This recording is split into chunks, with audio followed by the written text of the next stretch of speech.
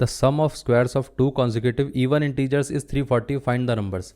अब पहले हमारे पास क्या था, ऑड नंबर्स थे, अब इवन इंटीजर्स की बात हो रही है। अब देखिए एक नंबर हम x ले सकते हैं, ये सपोज कर लेते हैं इवन है, तो इसके नेक्स्ट वाला नंबर क्या रहेगा x+1, ये वाला नंबर क्या होगा, ऑड होगा, इसके साथ साथ x+2 कितना रहेगा, इवन रहेगा। तो अगर हम देखें सिर्फ इवन इवन हमारे कॉन्जिक्यूटिव कौन कौन से होंगे, x और x+2, तो हम ऐसा बोल सकते हैं ना कि इनका स्क्वायर्स का सम क्या होगा, x प्लस x+2 का स्क्वायर इज इक्वल टू कितना दे रखा है, 340।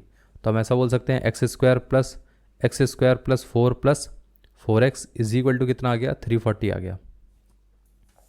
यहाँ पर ये कितना आ जाएगा, ये आ जाएगा 2x² plus 4x plus 4 is equal to 340। पूरी इक्वेशन को हम 2 से डिवाइड कर देते हैं, तो यहाँ पर ये कितना आ जाएगा, ये आ जाएगा x², 4x/2 कितना हो जाएगा 2x, 4/2 कितना हो जाएगा 2 हो जाएगा, और ये कितना रहेगा 340/2, तो ये आ जाएगा 170। इस 170 को इस तरफ लेकर आएंगे तो ये आ जाएगा x² plus 2x plus 2 minus 160, 170, ये कितना आ जाएगा, ये आ जाएगा माइनस का 168। इतना क्लियर है। और ये अब इस इक्वेशन को अगर हमें सॉल्व करना है तो हमें क्या करना पड़ेगा, इसको स्प्लिट करना पड़ेगा। स्प्लिट कैसे करना है, ऐसे दो नंबर्स में स्प्लिट करना है कि जिनका सम क्या रहेगा 2 रहेगा, और साथ में जो प्रोडक्ट है वो क्या होना चाहिए, माइनस का 168। अब इससे तो पता चल रहा है कि एक नंबर पॉजिटिव होगा, एक नंबर नेगेटिव होगा। पहले एक काम करते हैं, इसके फैक्टर ले लेते हैं, फिर उसके बाद पॉजिटिव नेगेटिव डिसाइड करेंगे। अब देखिए यहाँ से अगर हम फैक्टर ले लेंगे 4 से डिवाइड करेंगे तो बचेगा 4 और 2। इसमें से एक काम करते हैं, इसको फर्दर फैक्टराइज कर देते हैं, तो 4 इंटू ये कितना आ जाएगा 2 इंटू 21।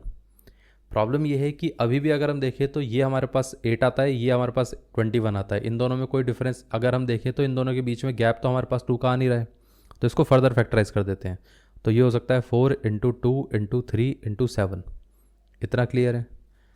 अब क्या हम ऐसा बोल सकते हैं कि 4 इंटू 3 कितना रहेगा, 4 इंटू 3 आ जाएगा 12, 2 इंटू 7 कितना रहेगा 14। इन दोनों के बीच में गैप कितना है, 2 का है।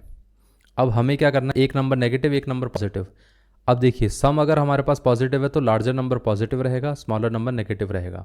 तो यहाँ से हम ऐसा बोल सकते हैं कि ये माइनस का 12 और प्लस का 14 रहेगा, तो इसको स्प्लिट कर देंगे हम प्लस के 14 और माइनस का 12x में, और ये कितना आ जाएगा, ये एज इट इज़ रहेगा माइनस का 168, और ये कितना रहेगा x²। सो यहाँ पर ये आ जाएगा, इसमें से कॉमन लेंगे तो x प्लस 14, इसमें से कॉमन लेंगे तो माइनस का 12, और ये बचेगा हमारे पास x। यहाँ से माइनस चला गया तो ये कितना आ जाएगा, प्लस का 14 is equal to 0। x plus 14 दोनों में कॉमन आ सकता है, तो यहाँ पर ये आ जाएगा x प्लस 14, बचेगा क्या, इधर से बचेगा x, इधर से बचेगा हमारे पास 12। इसको अगर हम 0 से इक्वेट करेंगे तो x इज इक्वल टू कितना रहेगा, माइनस का 14। इसको अगर हम 0 से इक्वेट करेंगे तो x इज इक्वल टू कितना रहेगा 12। और मैंने लास्ट वाले क्वेश्चन में भी आपको बताया था कि जब भी इवन या ऑड इंटीजर्स की बात होती है तो हम नेगेटिव वाला पोर्शन नहीं लेते हैं। इतना क्लियर है। ये 10th क्लास में बोर्ड में ज़्यादा प्रॉब्लम रहता है, 11th में ऐसा नहीं सोचा जाएगा, ठीक है। लेकिन बोर्ड वाले स्पेसिफाई नहीं करते हैं, इसलिए मैं फिर भी आपको बता रहा हूँ।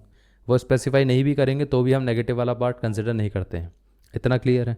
अब यहाँ पर पॉजिटिव वाला पार्ट हमारे पास x plus 12 x is equal to 12 आ गया, तो दूसरा नंबर क्या रहेगा, x plus 2 is equal to कितना रहेगा 12 प्लस 2, तो ये आ जाएगा 14। अब यहाँ पर हमारे पास दो नंबर्स क्या आ गए, एक नंबर आ गया 12 और एक आ गया 14। ये दोनों हमारे कॉन्जिक्यूटिव इवन नंबर्स हैं जिनका स्क्वायर्स का सम कितना रहेगा 340 रहेगा। सो ये हमारे आंसर्स हैं।